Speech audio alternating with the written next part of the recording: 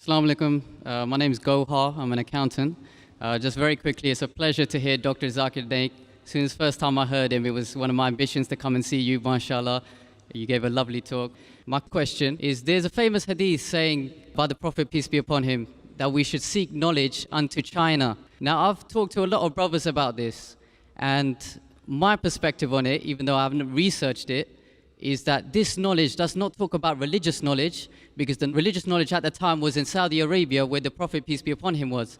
And people all over the world were coming to see him at that time for religious knowledge. Brother, what is the question, brother? What is the question? So my question is, this hadith, does it relate to religious knowledge or knowledge of the dunya, science, maths, etc.? But there's a question that the Prophet said that seek knowledge even if you have to go to China. It's because religious knowledge was in Saudi Arabia, it was worldly knowledge. So does it mean you can go to China for worldly knowledge? Point number one, brother. According to Sheikh Nasruddin Albani, this hadith is a Mawdu hadith. It's a fake hadith. It's not a correct hadith. Because the center of education, even at that time was in China. This hadith is a fake hadith, but that doesn't mean your question is not valid. You have to use other hadith to prove your question.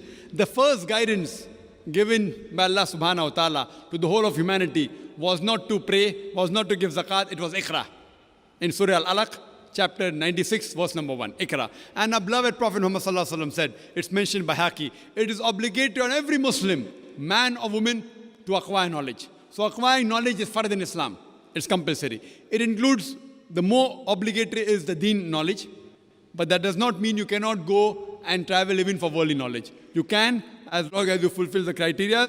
Even for worldly knowledge, you can, as long as it benefits you, it gets you closer to Allah subhanahu wa ta'ala. Hope that answers the question.